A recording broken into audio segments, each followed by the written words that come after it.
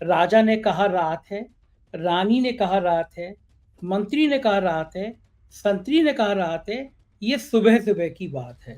2 विवाद खड़े हुए, मैं दोनों विवादों पे आपसे बात करना चाहूँगा। पहला विवाद सिखों को लेके खड़ा कर दिया गया कि साहब उन्होंने जो बयान था उसको बिल्कुल तोड़-मरोड़ के चला दिया गया कि साहब उन्होंने सिखों के पगड़ी पहनने पे, कड़े पहनने पे सवाल उठाए, जबकि उन्होंने कहा था कि बराबर का आधार होना चाहिए, आपको डर नहीं लगना चाहिए। ऐसे ही आरक्षण को लेके भी विवाद किया गया। और तीसरा विवाद आपसे जुड़ गया कि आपके कमरे में राहुल गांधी थे, तो एक पत्रकार, बड़े मीडिया समूह के पत्रकार ने आरोप लगाया कि उसका कैमरा छिन गया था, कैमरे के संग छेड़खानी हुई, उसको डराया गया। इन तीनों बिंदुओं पे आपका क्या कहना है? नमस्कार, मैं हूं संजय शर्मा। आप देख रहे हैं 4 पीएम न्यूज नेटवर्क। बहुत जबरदस्त खुलासे किए हैं सैम पित्रोदा साहब ने मुझसे बातचीत करते हुए। राहुल गांधी के सबसे करीबी शख्स, राहुल गांधी के पिताजी के दोस्त, और राहुल गांधी भी उनसे बहुत निजी बातें शेयर करते हैं। सैम पित्रोदा देश का एक ऐसा नाम जो भारत की संचार क्रांति का नायक है। अगर मैं और आप किसी माध्यम पे बात कर रहे हैं, हम लोग लैपटॉप पे बात कर रहे हैं, हम लोग फोन पे बात कर रहे हैं, भारत में उस क्रांति को लाने वाले शख्स का नाम था सैम पित्रोदा। उन्होंने मनमोहन सिंह के सलाहकार के रूप में काम किया, राजीव गांधी के साथ काम किया और राहुल गांधी के साथ काम कर रहे हैं। राहुल गांधी अमेरिका जाते हैं तो सैम पित्रोदा साहब प्लान करते हैं कि किन-किन इंटेलेक्चुअल्स के संग उनकी मीटिंग कराई जाए। और भारतीय जनता पार्टी प्लान करती है कि राहुल गांधी को कैसे बदनाम किया जाए। इस बार अमेरिका यात्रा में इस तरह की योजनाएं बनाई गई कि किसी तरह राहुल गांधी को बदनाम किया जा सके। उन्होंने सिख समुदाय के लिए कोई ऐसी बात नहीं की गई जिसके लिए गोदी मीडिया घंटों घंटों के शो करने लगा और इसे सिख समुदाय का अपमान बताने लगा। जितना मैं जानता हूं राहुल गांधी को, जितना मैंने राहुल गांधी की राजनीति के वो सोचा है, समझा है, देखा है, करीब से देखा है, मुझे लगता है शायद वो सपने में भी किसी जाति समूह का अपमान नहीं कर सकते। एक ऐसी आत्मा उनके अंदर है नहीं जो दूसरे को नीचा दिखाती हो, दूसरों को अपमानित करती हो। इसी तरह का भ्रम आरक्षण को लेके फैलाया गया और सबसे बड़ा भ्रम फैलाया गया कि एक कमरे में सैम पित्रोदा साहब थे, उस समय एक बड़े समूह के रिपोर्टर से बदसलूकी की गई, उसका कैमरा छीना गया, मारपीट की गई। एक बहुत बड़ी साजिश रची गई, बड़े-बड़े समूह के लोग सामने आ गए और सैम पित्रोदा साहब ने आज मुझसे बातचीत करते हुए पहली बार खुलासा किया कि उस कमरे के अंदर दरअसल हुआ क्या था। पहली बार आप 4 पीएम पे सुनेंगे आप सैम पित्रोदा साहब से कि राहुल गांधी की जिस दिन प्रेस कॉन्फ्रेंस थी, जिसको लेके बीजेपी ने बखेड़ा कर दिया, हकीकत में उस दिन उस कमरे में क्या हुआ था, सैम पित्रोदा जी खुद बताएँगे, 4 पीएम के नेटवर्क पे बताएँगे, 4 पीएम के चैनल पे बताएँगे। आपको मैं ले चलता हूँ सैम पित्रोदा के पास, उससे पहले एक छोटी-सी रिक्वेस्ट। मैंने बहुत मन से 4 पीएम म्यूजिक बनाया है। मेरी कोशिश है कि इस प्लेटफ़ॉर्म पर उन गरीबों को, वंचितों को एक भी जगह मिल सके, जो समाज में कहीं पीछे रह जाते हैं, आर्थिक उनके पास संपन्नता नहीं होती। हमने एक गैरेज में गाड़ी साफ करने वाले शाहनवाज़ का गाना सुनाया था। अब एक बहुत अच्छी सिंगर है वैष्णवी, उसका भी गाना हमने रिलीज़ कर दिया है। ये 4 पीएम का म्यूजिक का लोगो देख रहे हैं। आपने अगर 4 पीएम म्यूजिक को सब्सक्राइब नहीं किया है, तो प्लीज़ सब्सक्राइब करिएगा, जॉइन करिएगा। चलते हैं सैम पित्रोदा साहब के पास इस विस्फोटक इंटरव्यू को सुनने के लिए। 4 पीएम न्यूज़ नेटवर्क में स्वागत है सैम साहब आपका। आपसे बात करता हूँ, मैं रिचार्ज हो जाता हूँ। इस उम्र में आप इतनी मेहनत करते हैं, इतने एक्टिव रहते हैं, तो मुझे लगता है मुझे और दुगनी मेहनत करनी चाहिए। तो बात करूँगा मैं हरियाणा में, हरियाणा की, और हरियाणा की बात मैं इसलिए आपसे करना चाहता हूँ कि आपके पास एक प्लान था। आपने पास एक प्लान था कि देश को किस तरह आगे बढ़ना चाहिए, नौजवानों को किस तरह रोज़गार मिलना चाहिए, नौजवान देश में किस तरह अपनी मुख्य भूमिका में आ जाएँ, वो होना चाहिए। लेकिन हरियाणा जो देश का, भारत का सबसे विकसित राज्य था, गुड़गाँव में दुनिया भर की तमाम लोग कंपनियाँ दफ्तर खोला करती थी, वो हरियाणा 10 साल से बहुत पिछड़ गया।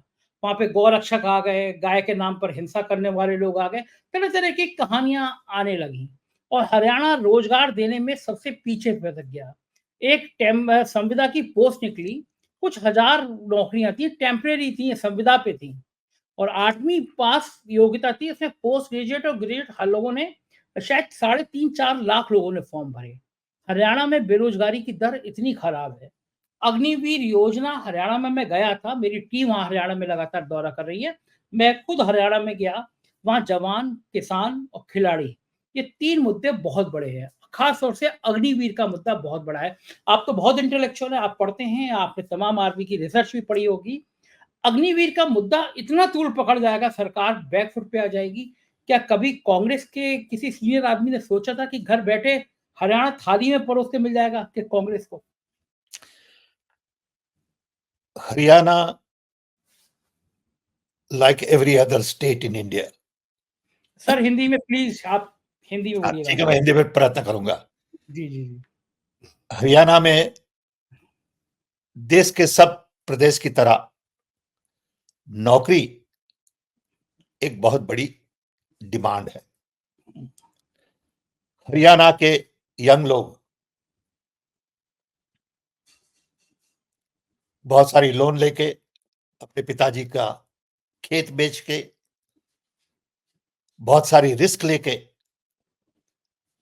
प्रदेश चले जाते हैं, क्योंकि देश में उनको भरोसा नहीं रहा, उनको जॉब नहीं मिल रहे हैं। सो जब राहुल गांधी अमेरिका में थे, तब वो मिले 15-20 यंग लोगों से जो हरियाणा से आए थे। थोड़े बहुत लॉस एंजलिस में थे, थोड़े बहुत डालस में थे, और उनसे बात की तो उन्हें समझ में आया कि ये प्रॉब्लम बड़ा गहरा है। आपने उनकी वीडियो देखी होगी शायद। फिर वो जब वापिस आए इंडिया, तब राहुल गांधी एज प्रॉमिस्ड इन लोगों की फैमिली से मिले। 2 बच्चे जिनके पिताजी चले हैं प्रदेश, उनकी भी बात सुनी। और जब हमने वो वीडियो देखा तो हमें भी बहुत इमोशनल फीलिंग हुई कि लोग इतनी रिस्क लेके 10-10 साल तक अपने फैमिली से अलग होके नौकरियों की तलाश में घूम रहे हैं। सो ये हरियाणा के लिए वाजिबी नहीं है, क्योंकि गुड़गांव एक बहुत बड़ा इंडस्ट्रियल सेंटर है, बिजनेस सेंटर है। हमारी दृष्टि में Gurgaon is like Delhi, like Bombay, like Bangalore, like Hyderabad. So नौकरियां हरियाणा में न मिले तो फिर कहां मिलेगी? सो ये एक बड़ा मुद्दा बन गया है इलेक्शन में। मैं तो समझता हूं कि यही मुद्दा महाराष्ट्र में होगा, यही मुद्दा झारखंड में होगा, और ये जो वीडियो है वो हमारी दृष्टि से सब लोगों को देखनी चाहिए देश में। ये खाली हरियाणा के लिए नहीं है, ये महाराष्ट्र के बच्चों के लिए है, जवानों के लिए है, ये झारखंड के जवानों के लिए है। और जब तक हम नौकरियां नहीं क्रिएट करेंगे, तब तक इन बच्चों का भविष्य हम नहीं सुधार सकते। तो ये इलेक्शन जो हरियाणा में चल रहा है, उसमें राहुल गांधी ने ये मुद्दा बड़ा क्लियर लोगों के दिमाग में लगा दिया है। हम तो समझते हैं कि कांग्रेस हरियाणा जीतेगी। वहां पे माहौल बड़ा अच्छा है, हमने भी लोगों से बातें की है, तो हमें लगता है कांग्रेस हरियाणा में डेफिनेटली जीतेगी। बिल्कुल सीएम साहब, लोगों का मानना तो ये है कि कांग्रेस के पक्ष में माहौल बनता हुआ नजर आ रहा है। प्रधानमंत्री हर बार की तरह गांधी परिवार पर हमला बोल रहे हैं और 10 साल पुरानी बातें याद दिला रहे हैं। लेकिन हरियाणा में जो मुख्यमंत्री रहे, 9 साल तक जो चेहरा थे मनोहर लाल खट्टर, पोस्टर में उनका फोटो तक नहीं लगाया है। तो जिसके दम पर आपने 9 साल सरकार चलाई, उस आदमी का चेहरा नहीं लगा रहे हो, क्योंकि हरियाणा के लोग इतने दुखी हैं मनोहर लाल खट्टर से कि अब चेहरा लग गया तो शायद डर लग रहा है कि वोट ना पलट जाए। हरियाणा के जिस आदमी को देश के 2 सबसे महत्वपूर्ण मंत्रालय मिले हुए हैं, नगर विकास जैसा महत्वपूर्ण मंत्रालय मिला हुआ है, प्रधानमंत्री का इतना करीबी है, उस व्यक्ति का फ़ोटो तक पोस्टर से गायब है। आपको लगता है कि ये पॉलिसी काम कर जाएगी बीजेपी की हरियाणा में? पता नहीं उनकी क्या पॉलिसी है, क्या नहीं है, लेकिन हम तो यही कहेंगे कि राहुल गांधी ने जो मुद्दा लिया हरियाणा में नौकरी का और डंकी वाले जवान लोगों का, वो चिपक गया है। वो लोगों के दिमाग में आ गया है कि ये चीज बराबर नहीं है। हमें जॉब्स क्रिएट करने हैं हरियाणा में, तो हरियाणा के जवान वहीं रहे अपने बच्चों के साथ, अपनी फैमिली के साथ, और उनको अपॉर्चुनिटी हरियाणा में ही मिले। ऐसा सब स्टेट में करना है, और वो कब होगा कि जब हम डिसेंट्रलाइजेशन पर फोकस करें। So I come back to democracy, I come back to freedom, justice, I come back to inclusion. ये जो प्रिंसिपल्स जो सब हैं कांग्रेस के, these are rooted in economy and job creation. लोगों को समझना है कि अगर हम डिसेंट्रलाइजेशन नहीं करेंगे तो कहां से जॉब क्रिएट करेंगे। थोड़े दिन पहले हम हमारे एक दोस्त थे, उनसे बात कर रहे थे,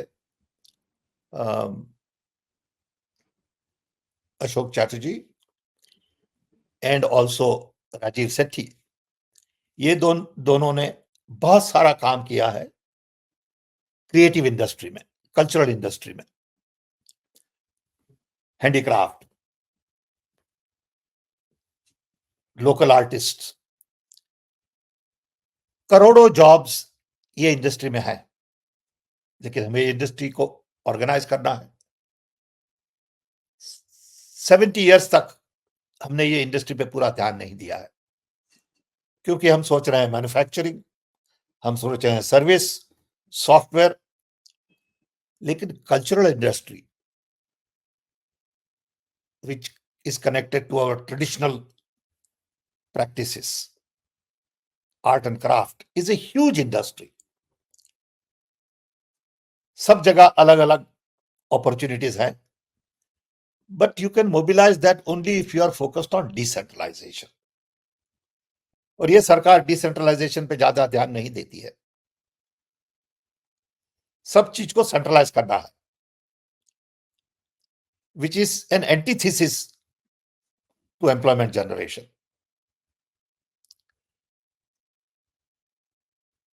राहुल गांधी कहते हैं कि देश में जितने संसाधन हैं, वो सारे संसाधन अंबानी और अडानी को दे दिए गए हैं।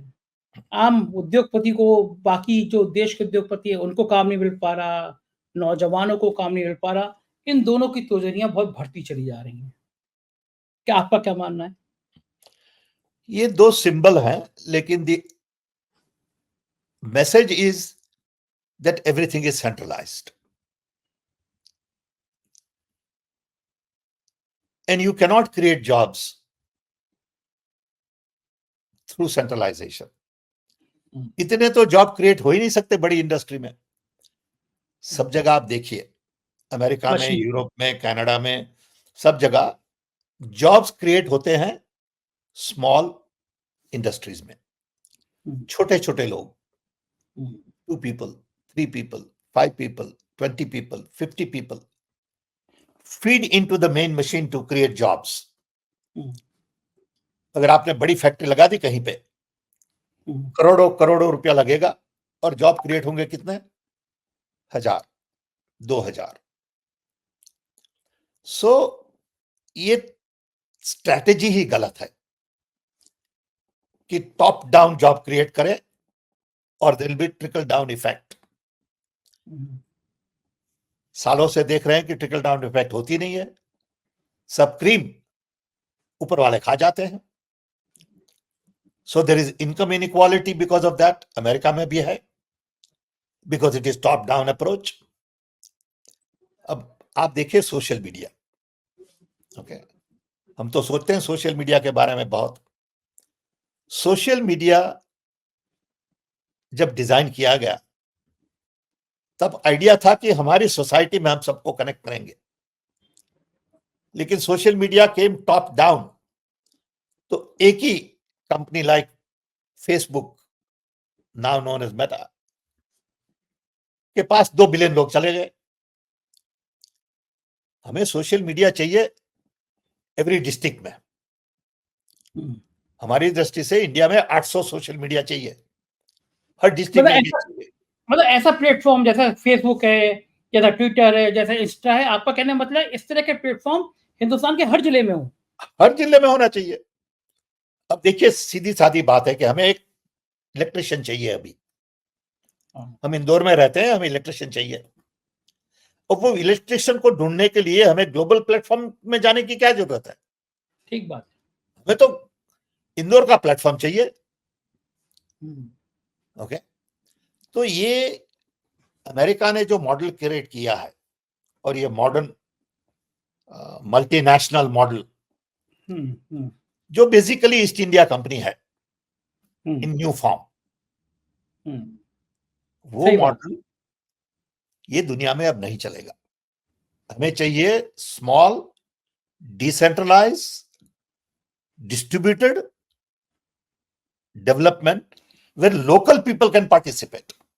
ओके, जब मेरे ख्याल से आप रहे होंगे उस समय, जब शायद इसी ख्याल के तहत राजीव गांधी ने पंचायत शुरू किया था, पंचायत गांव में। आप थे ना उस समय, शायद राजीव गांधी जी के साथ बिल्कुल थे, आप सलाहकार थे ना उस समय? बिल्कुल उनके साथ काम कर रहे थे। मणिशंकर आयर टुक द लीड। एब्सोल्युटली। तो वो जो प्लानिंग थी, वो शायद यही थी ना कि पैसा जो है सीधा ग्राम प्रधान तक पहुंचे। बिल्कुल, लेकिन हुआ क्या उसमें कि पंचायत राज never got implemented properly. For Panchayat Raj to get implemented, you need government at the district level. District level government है ही नहीं। डिस्ट्रिक्ट तो कौन चलाता है? आईएएस ऑफिसर डिस्ट्रिक्ट चलाता है, मालिक होता है, वो चलेगा। सही है, बिल्कुल ठीक है। ओके, डिस्ट्रिक्ट में चाहिए इलेक्टेड पब्लिक ऑफिसर्स। मेयर चाहिए स्मॉल सिटी में। ओके, हमारे mayor has no power. India के मेयर्स आर बेसिकली सेरेमोनियल, वो कमिश्नर सब चलाते हैं। तो you have central government, you have state government, and then you have panchayat with no resource. Panchayat को फाइनेंस मैनेजमेंट नहीं आती, पंचायत को बजट नहीं होता, और पैसे टैक्स कलेक्ट किए जाते हैं सेंट्रल गवर्नमेंट में। It should be exactly opposite. Tax should be collected at panchayat level, district level. बल्कि यहाँ तो ये हो रहा है कि जो राज्यों का भी जीएसटी कलेक्शन है वो नहीं मिल पा रहा। राज्य लड़ रहे हैं कि हमें बिल्कुल बदलना है वो। ओके, क्योंकि local government should be responsible for collecting taxes. उनके पास पैसे ही नहीं है, पैसे आप कंट्रोल करते हैं। तनख्वाहें नहीं मिलती हैं वहाँ पे लोगों को, अभी नहीं मिलती, सैलरी नहीं मिलती है। तो ये धंधा सब बदलना पड़ेगा। शायद उसी दौर के आसपास की बात थी ना, जब आप लोग मनरेगा लेकर आए थे। बिल्कुल, उस योजना मनरेगा का idea was to give people enough money to spend. अब लोगों के पास पैसे ही नहीं है स्पेंड करने के, तो इकोनॉमी कैसे आगे बढ़ेगी? और जिनके पास पैसे हैं उनके पास इतने सारे हैं कि they cannot spend। सही है। ये सैम साहब, ये लोग कहते हैं कि 5 ट्रिलियन इकोनॉमी, हम दुनिया में सबसे तेजी से बढ़ती हुई इकोनॉमी, इसका सच क्या है? देखिए, हमारे वहां 1.5 बिलियन लोग हैं। 150 करोड़ लोग। तो आप देखिए, 150 करोड़ को अनाज देना है, कपड़े देने हैं, एजुकेशन, हेल्थ, बिजली, पानी, सबके लिए ग्रोथ तो चाहिए।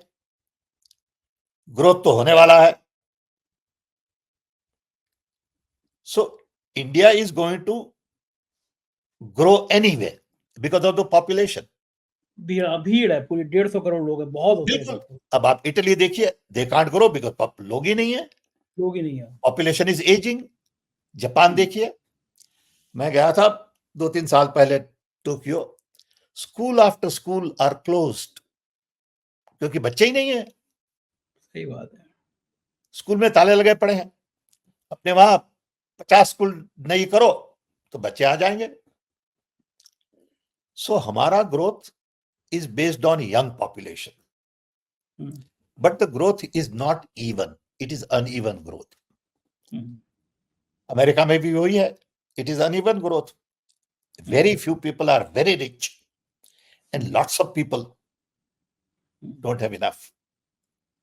तो अमेरिका में देखिए, एक आदमी Elon Musk is worth $250 billion. पता नहीं कितना होता है रुपया में। हाँ, बहुत होता है। Okay, too much. Okay. Too much. और आप साउथ साइड ऑफ शिकागो में जाइए, लोग स्ट्रीट पे रहते हैं। शिकागो में 30,000 लोग स्ट्रीट पे रहते हैं। अरे बाप रे! यहाँ बैठ के लगता है अमेरिका कितना समृद्धशाली है। हाँ, ठीक बात है। अमेरिका में 1 मिलियन लोग करीबन 1 मिलियन लोग स्ट्रीट में रहते हैं।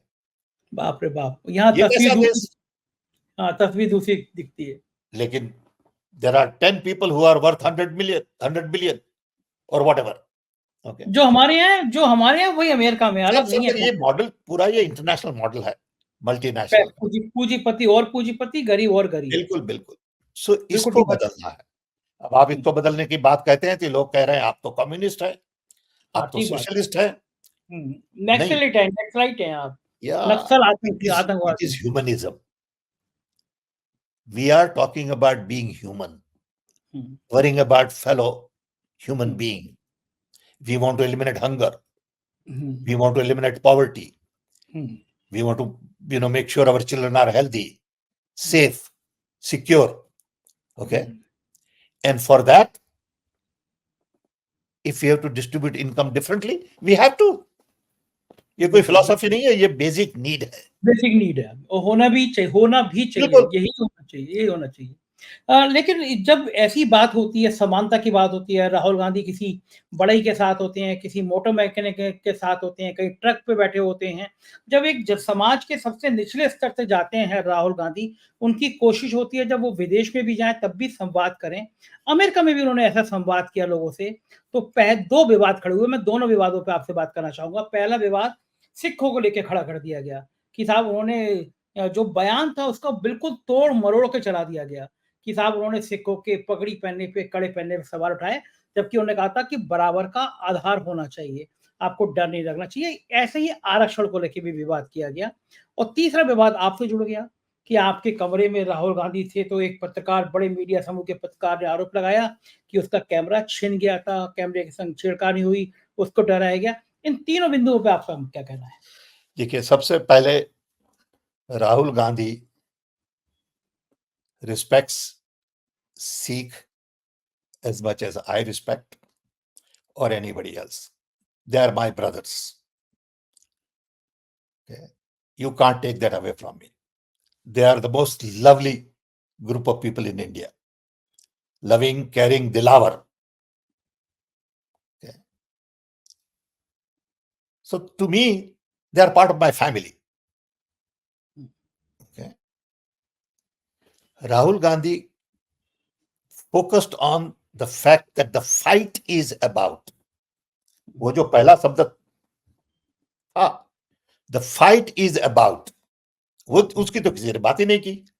तो ये लोग सब झूठ बोलते हैं, इतनी हद तक झूठ बोलते हैं कि प्राइम मिनिस्टर भी ज्वाइन हो जाते हैं। हाँ, बिल्कुल हो जाते हैं। मीडिया भी ज्वाइन हो जाती है, सब मिनिस्टर साथ झूठ बोलना शुरू कर देते हैं। इनको कोई शर्म ही नहीं है। अगर हमने कभी जिंदगी में झूठ बोला तो हम रात को सो नहीं सकेंगे, समझे? इनको तो कोई शर्म है ही नहीं। So it was completely taken out of context and they do it all the time. They've done it to me. अच्छा, उस दिन कमरे में कोई बात हुई थी उस पत्रकार से? जब आप भी शायद उस कमरे में... We come to that later on. इसको पहले सिख वाला, हमारे साथ सब लोग सिख थे, पहली रो में सिख लीडर्स बैठे थे, they were the most active people at the dinner. आप देखिए वो पिक्चर में कितने लोग पगड़ी वाले हैं। वो यहाँ पे भी आए थे, मतलब वो लखनऊ में मैंने उनका इंटरव्यू किया था, महेंद्र सिंह वगैरह आपके इंडियन ओवरसीज बैंक के, मैंने उनका interview great lovers of Congress party, believers of Congress party, and to really distort Rahul Gandhi's message is to create unnecessary division, because इनको डिवीजन ही करना है सब जगह। ओके, लड़ाई करो सबसे। ओके, सो राहुल गांधी ने ऐसा कुछ नहीं कहा सिख के विरोध, लेकिन बना दी स्टोरी, और मीडिया वाले लग जाते हैं उनके पीछे, क्योंकि मीडिया को ऑर्डर दे दिया इसको चलाओ, तो वो चलाते हैं। ओके, किसी को कोई शर्म है नहीं। Now let's come to the reporter. मैं आपको सच बता रहा हूं, because that's the only thing I speak is truth and absolute truth. उनका मेरे पे फोन आया था, तो मैंने बोला ठीक है आ जाओ, कभी इंटरव्यू दे देंगे। तो वो आ गए किसी के रूम में, और हम सब लोगों से बात कर रहे थे। उसमें अंबेडकर के लोग थे, दलित थे, मुस्लिम्स थे। सो मैं एक रूम में बैठा हूं कुर्सी पे, और वहां 25-30 लोग मुझे प्रश्न कर रहे हैं। Then this reporter says, you have given me time, I have some questions. So I said, fine, I've given you time. So I requested other people, and they were kind enough, and I gave little interview. Interview लेने के बाद मुझे बाहर जाना था, दूसरी appointment थी airport, तो मैं निकल गया। अब इंडियन मीडिया ने कहा क्या, including Sardesai, that I was taken away. अरे भाई, I am not an object, ठीक बात है, not a trunk, okay, that you can take away. लेकिन ऐसी भाषा ये लोग यूज करते हैं जानबूझ के, कि लोगों के दिमाग में झूठी इमेज क्रिएट की जाए। और इतना बड़ा मीडिया हाउस झूठ बोल रहा था आपको, सब झूठ बोलते हैं, और रिपोर्टर भी झूठ बोल रहे हैं, क्योंकि अगर उनको मारा पीटा गया होता तो उन्हें जाना चाहिए सिक्योरिटी के पास, ठीक बात है, होटल में। He should have called 911, he could have called police, he was not roughed, we have pictures of the videos, okay. लेकिन not only he lied, but he convinced the lady who is on the board of the National Press Club, and she wrote a letter on behalf of the president of the press club, and I wrote to the president कि आप कहां से information लाए, जवाब ही नहीं आया उनका। शायद विजय लक्ष्मी नाम था ना जिन्होंने लेटर लिखा था। नहीं, वो तो मैं, this was national, Vijay Lakshmi different, she was also there, so she wrote her side of the story। हाँ, उन्होंने ट्वीट किया था, मैंने ट्वीट पढ़ा था। So I called the reporter, ऐसे भी देखो, I am doing my own analysis, if what you say is true, bad, my apology, but if you what say is true, I don't know that, ठीक बात है, I will check। So I asked 3 people who were there, I asked all of them to give me a written report। They've given me written report, all 3 said nothing like that happened। But look at the tamasha created on this dumb thing। But this is what money buys. Money buys you ability to propagate lies, and you keep propagating lies to a point, people begin to believe। I am told many times that I am too open, too transparent, I should watch my language। Of course I should watch my language, but don't underestimate my intention। I may not have right words, which is okay, but talk to me, think about what I said, ask me for clarification। अब India today ने story लगा दी, मुझे तो पूछा भी नहीं उन्होंने। हाँ अब मुझे पूछना तो चाहिए उन्हें। हाँ, पक्ष लेना चाहिए था, इतनी बड़ी घटना थी। बिल्कुल। they know me very well, they are all my friends. हाँ आप इंटरव्यू भी देते हैं उनको, इंडिया टुडे नहीं मैंने they are देखा। friends. हाँ Okay. हाँ, राजीव सरदेसाई तो आपसे बात करती रहते अब हैं, तो तो but this is how the system works. क्या करो, झूठों का राज है, और जो सच बोलते हैं उनको कोई सुनता ही नहीं। सही बात है। एक बड़ी मशहूर 4 लाइनें हिंदी की बहुत बड़े कवि की, राजा ने कहा रात है, रानी ने कहा रात है, मंत्री ने कहा रात है, संतरी ने कहा रात है, ये सुबह-सुबह की बात है। जो राजा ने कह दिया, वो सारी प्रजा को कहना है और देश की गोदी मीडिया को खास तौर से कहना है। एक क्या आखिरी करें, सवाल। that's okay, we love them, हाँ, ठीक बात। we want to work with them, we are thankful to them. I have no issues. एक आखिरी सवाल सैम साहब, राहुल गांधी जब भी विदेश आते हैं, कोई ना कोई कंट्रोवर्सी खड़ी होती है। तो क्या कंट्रोवर्सी बीजेपी खड़ी पहले नहीं होती है, बीजेपी कंट्रोवर्सी खड़ी की जाती है। की जाती है, तो बीजेपी के बहुत प्लान डिफरेंस क्या है हैं? उसमें, हाँ, क्योंकि they are rattled. Hmm, Rahul Gandhi had very successful visit to US. Hmm, It was excellent visit. Hmm, It included, as you know, interactions with students in Texas, big community event with 3,000-4,000 people in Dallas.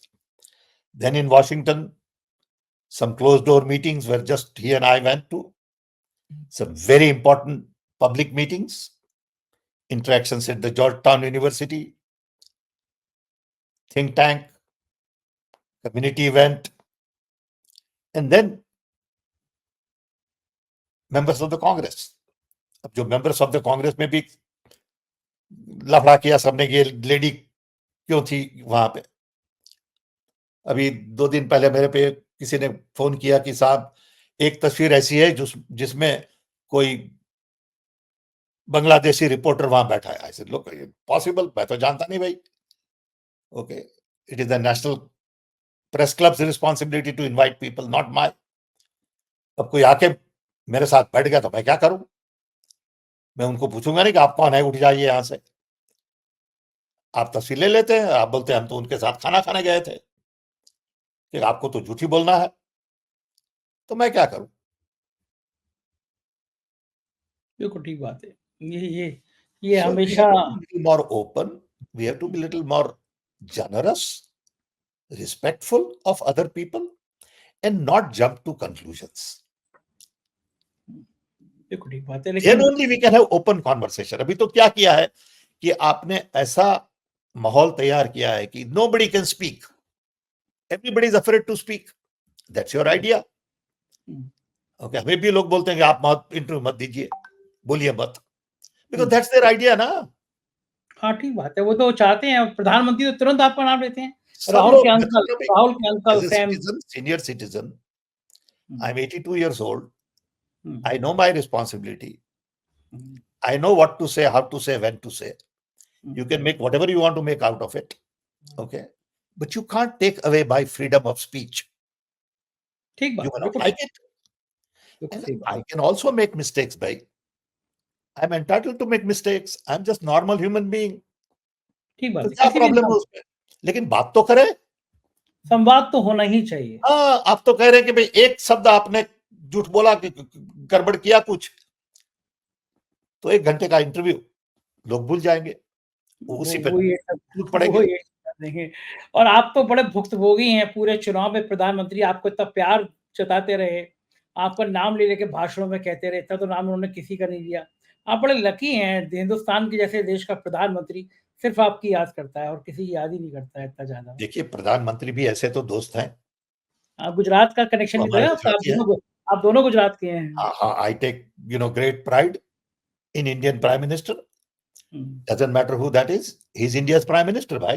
ठीक बात है। So we have to respect him. He represents 150 crore people. APL. I don't have to agree with him on everything. Hmm, Okay. But he deserves my respect as Prime Minister of 150 crore people. Hmm, We may have different ideas, do not confuse my criticizing your idea with criticizing you. ठीक बात है, बिल्कुल These सही are two है। separate things. बिल्कुल ठीक बात है। बहुत-बहुत शुक्रिया सैम साहब, आपने मुझे इतना समय दिया, मुझसे बातचीत की और सारी Thank बातें you. बताई। तो ये थे सैम पित्रोदा साहब, और आज इन्होंने बताया कि राहुल गांधी को बदनाम करने की साजिशें आखिर कब, कहाँ और किसने रची। मुझको यकीन है कि इस योग्य शख्स से आप भी बातों से प्रभावित हुए होंगे। अपनी राय से ज़रूर अवगत कराइएगा। शुक्रिया, थैंक यू।